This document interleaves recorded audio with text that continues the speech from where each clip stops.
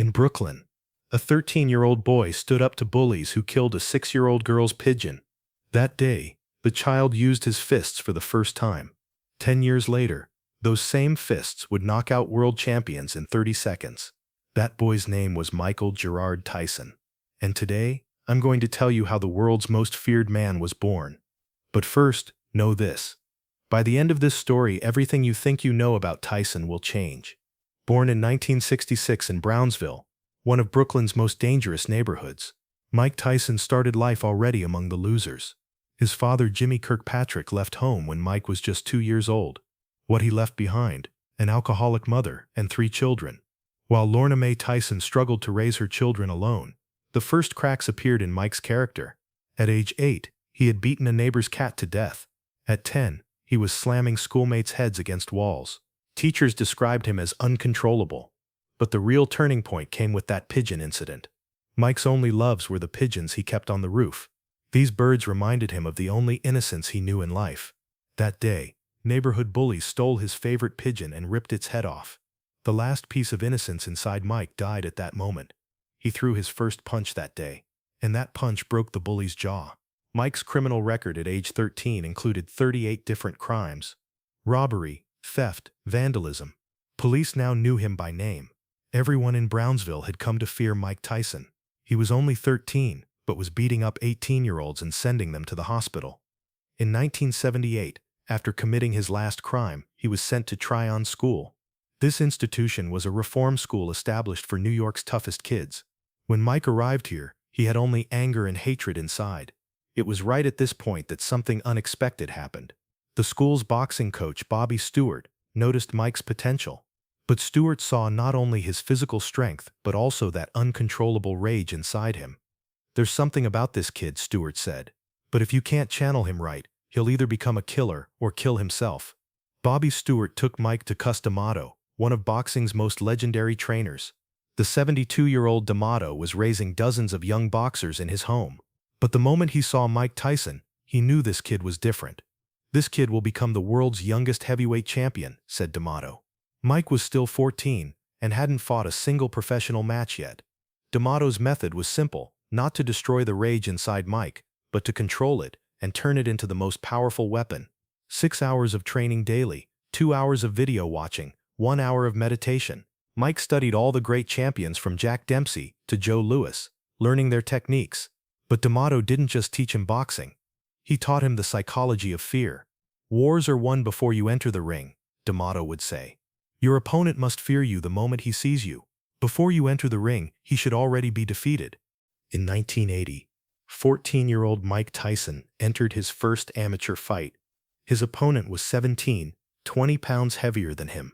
The fight lasted 8 seconds. Mike's single hook was enough to knock out his opponent. After this first knockout, D'Amato intensified Mike's training program even more. He woke up at 4:30 every morning, ran 5 miles, then 2 hours of weight training, 3 hours of sparring, 1 hour of technical work.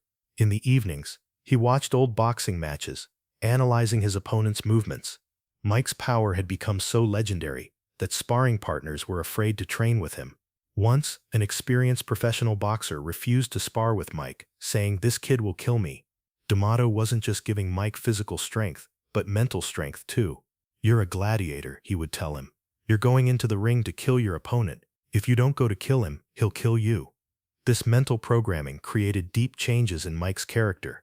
He was no longer a normal teenager. Even outside the ring, he was constantly in battle mode.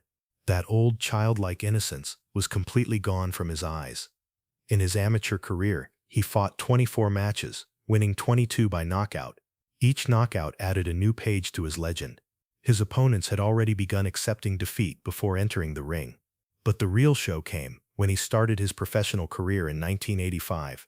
Mercedes was an experienced boxer who underestimated young Tyson. At the pre-fight press conference, he said, "I'll finish this kid in 5 rounds. That night, there were 3,000 people in the Albany Sports Hall. Most had come to see this mysterious kid trained by D'Amato. When Mike entered the ring, whispers rose from the stands. He was only 18, but his body resembled a war machine. When the first bell rang, Mike attacked his opponent like a lion released from its cage. Despite Mercedes's experience, he couldn't match Mike's speed. In 1 minute and 47 seconds, Mike's right hook landed on Mercedes's chin so hard that the man flew backward with his feet off the ground. The fight was over. Mike stood in the center of the ring, not even breathing hard. Mercedes lay unconscious on the ground. The crowd was in shock. The boxing world had met a new monster. But this was just the beginning. Between 1985 to 1986, Mike Tyson lived boxing history's most incredible streak. 19 fights, 19 victories, 12 knockouts. Most of his opponents had already accepted defeat before even entering the ring. Each fight added a new page to Mike's legend. He knocked out Donnie Long in the first round. He finished Robert Cole in 37 seconds. He floored Sterling Benjamin in 1 minute 54 seconds. Each knockout was more powerful, more violent. The media began calling him Iron Mike. He was only 19, but the world was talking about him. His fights were watched by millions on television. People knew they were watching a real gladiator. D'Amato felt both pride and concern watching Mike's rapid rise. "This kid is growing too fast," he would tell his associates. "I hope he reaches his goal before losing his soul." Mike's training was now even more intense. He worked 8 to 10 hours a day. He hit the heavy bag 2,000 times, worked the speed bag for 15 minutes non-stop, did technical work in the ring for hours. But most importantly, D'Amato taught him psychological warfare. "Your opponent must fear you the moment he sees you," he would say. "The fight should be over before you enter the ring." This psychological tactic worked. His opponents would panic the moment they saw Mike. That wild look in his eyes, that raw power in his muscles, that predatory stance in his movement, all of it was enough to intimidate his opponents. Trevor Berbick was the world champion at the time and considered himself invincible. Before the fight he said, "This kid can't scare me." But on fight night, he was seen sweating in the locker room. On November 23, 1986, he faced 20-year-old Mike Tyson at the Las Vegas Hilton. That night there were 15,000 people in the arena. Everyone knew they would witness history. In the second round, Mike's left hook hit Berbick so hard that the champion fell 3 times, tried to get up but couldn't stay on his feet. Berbick's legs were shaking like jelly. There was bewilderment in his eyes. The referee stopped the fight. Mike stood in the center of the ring, looking up at the sky and screaming. At 20 years, 4 months and 22 days old, he had become the world's youngest heavyweight champion. D'Amato's prophecy had come true. At the party thrown for Mike in Las Vegas that night, everyone approached him with reverence. He was no longer just a boxer. He was a phenomenon. He was a legend. And he was still only 20 years old. The years 1987 to 1988 were Mike Tyson's peak. He was no longer just a boxer, but a phenomenon. His fights broke PPV records because people knew they were watching a real monster. During this period, Mike's lifestyle had also changed. He lived in million-dollar homes, drove Ferraris, hung out with celebrities. But despite all this splendor, that childhood trauma inside him was still there. He couldn't sleep at night, had nightmares. In his dreams, he always saw the same thing: his dead pigeon and his father Jimmy Kirkpatrick. These traumas made him even more angry, even more ruthless. His training was now not just physical, but psychological preparation. D'Amato had died, but his teachings were ingrained in Mike's mind. Before each fight, Mike prepared himself as a warrior.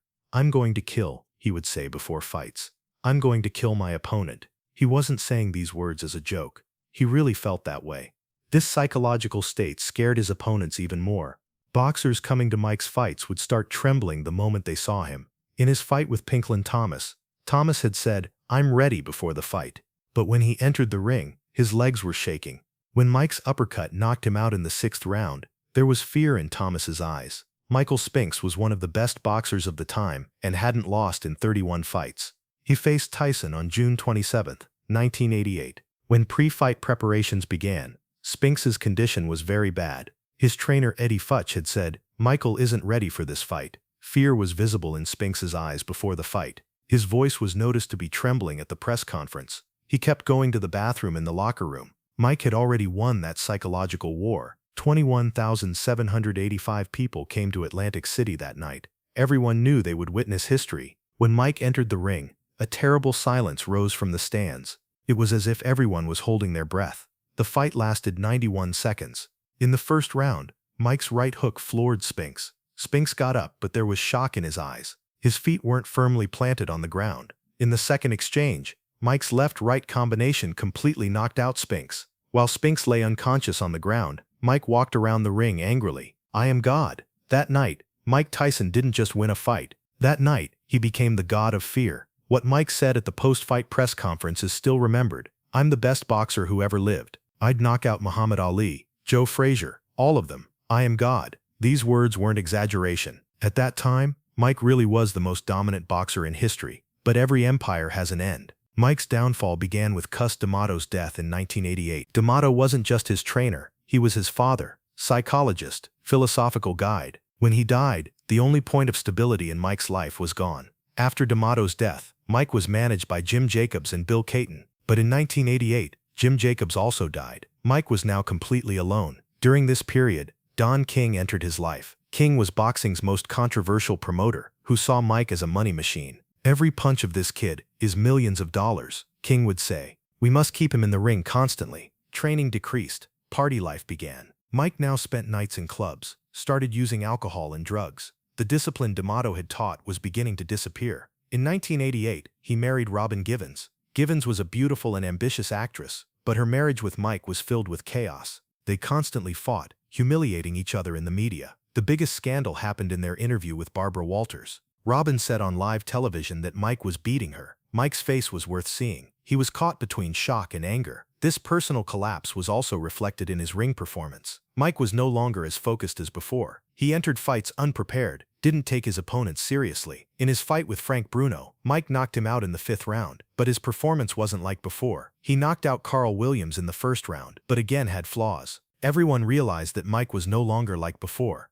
but no one dared to tell him the truth. On February 10, 1990, he faced James "Buster" Douglas. Douglas was expected to lose with 40-1 odds. No one gave him a chance. Many betting offices weren't even accepting bets on Douglas. Mike had come to the fight unprepared. He was overweight, mentally not ready, but everyone still thought he would win. That night, Mike experienced history's biggest shock. In the 10th round, Douglas's uppercut floored Mike. He had been knocked out for the first time. The invincibility legend had ended. While Mike lay on the ground, he was looking for his mouthpiece. This image shocked the entire world. The invincible monster was now just an ordinary person desperately searching for his mouthpiece. After the Douglas fight, nothing was the same for Mike. The media tore him apart. Sponsors canceled contracts. Iron Mike was now just Mike. But worst of all, Mike's self-confidence was shaken. He had lost for the first time, been knocked out for the first time. Douglas's uppercut kept ringing in his head. In 1991, the incident with Desiree Washington completely changed Mike's life. Washington claimed he raped her. During the trial process, Mike's lawyers made incredible mistakes. He was tried for rape and sentenced to 6 years in prison. When the sentence was announced, Mike burst into tears. "I'm innocent," he screamed. "I didn't do this." He spent 3 years in prison. These 3 years were when he was broken both physically and spiritually. But at the same time, they were the years when he faced the demon inside him. In prison, he did 2,000 push-ups and 1,000 sit-ups every day. He started reading books. For the first time in his life, he read Plato, Nietzsche, Machiavelli. He converted to Islam and changed his name to Malik Abdul Aziz. "Islam brought me peace," he would say. When he got out of prison in 1995, he was no longer the old Mike. He had a tattoo on his face. There was deeper anger in his eyes. "I've changed," he said when leaving prison, "but my change isn't for the better. I'm more dangerous now." His first fight after getting out of prison was on August 19, 1995, against Peter McNeely. When Mike entered the ring, a terrible scream rose from the stands. As soon as the first bell rang, Mike attacked McNeely like a wild animal released from its cage. McNeely's manager entered the ring after 89 seconds and stopped the fight. Mike had shown the entire world that he was back to his old strength. But behind this strength was now something darker, more uncontrollable. The real show came in the fight against Bruce Seldon in 1996.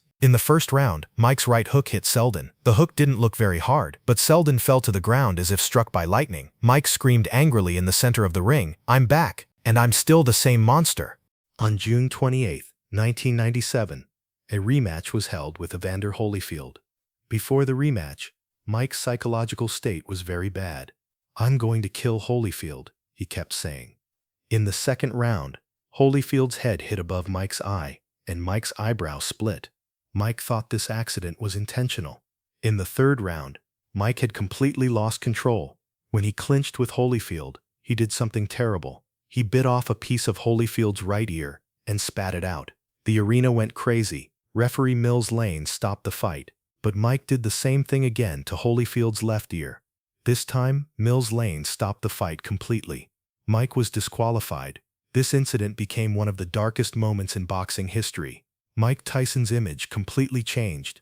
He was now seen not just as a powerful boxer, but as an uncontrollable monster. The 2000s were years of both last chances and biggest disappointments for Mike. He was now in his mid-30s, and his body was beginning to lose its old speed.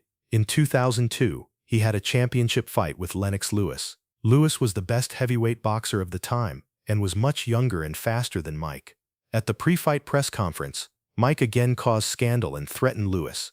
"I'm going to kill him. I'm going to make his children orphans."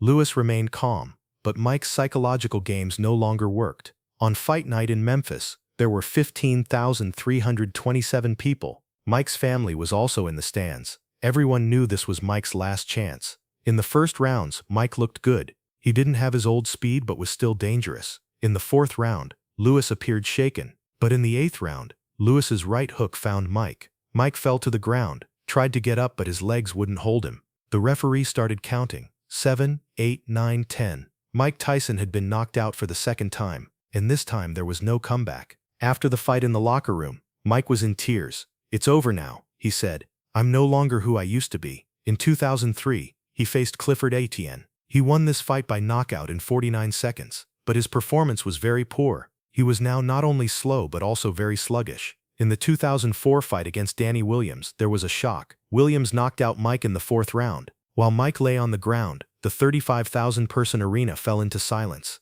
In 2005, he had his last fight against Kevin McBride. McBride was a big but talentless Irish boxer. Mike was struggling even against him. After the sixth round, he went to his corner and said, "I can't do it anymore," and quit the fight. He had never looked so helpless in his life. 39-year-old Mike Tyson ended his boxing career that night. 50 fights, 44 victories, 38 knockouts. He had spent a total of 15 hours, 52 minutes, and 56 seconds beating his opponents in his career. As he left the ring, there were tears in Mike's eyes. "I'm no longer a warrior," he said. "I'm just a tired man." After retiring, Mike experienced the most difficult period of his life: drug addiction, financial crisis, depression. The man who once had a $300 million fortune had gone bankrupt. Cocaine addiction had reached its peak. He was using grams of cocaine daily, wandering without sleep for days. "I'm dead," he would say in those days. "My soul died long ago." In 2010, something changed. The death of his daughter Exodus had completely shaken him. His 4-year-old daughter had died by hanging herself on a treadmill at home.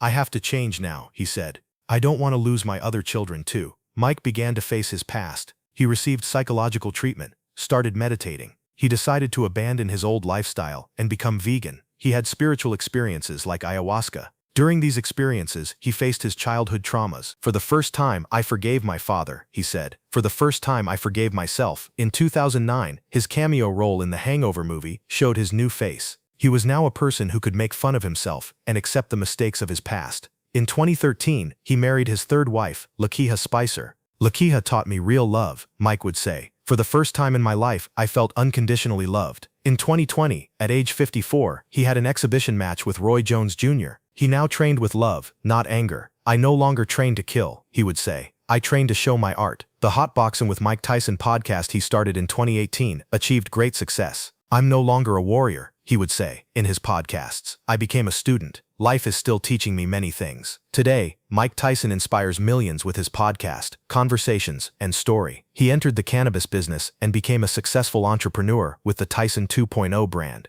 In 2021, in the documentary The Last Gladiator that aired on Netflix, he told his past with complete honesty. For the first time, he talked about the sexual abuse in his childhood. "When I was 7 years old, a man abused me," he said through tears. "This trauma opened deep wounds in my character. But now I've learned to heal these wounds." Mike Tyson's story is not just a boxing story. This is the story of the dark and light faces of the human soul. That 13-year-old child whose pigeon was killed turned into a monster that would make the world tremble with fear. But the same child also managed to make peace with his greatest enemy, himself, years later. Mike Tyson taught us this: the darkness inside you can either destroy you or make you the most powerful person in the world. The difference lies in how you control that darkness. Mike Tyson, now 57 years old, is still a legend because he managed to knock people out not only with his fists but also with his story. And perhaps his greatest victory was not in the ring, but becoming able to look at himself in the mirror. If this story taught you something, don't forget to hit the subscribe button, because we'll tell many more legendary stories. And tell us in the comments, what dark period in your life did you come back from stronger? Remember, every person harbors both a monster and a hero inside. Which one wins depends entirely on you. Bolsamac.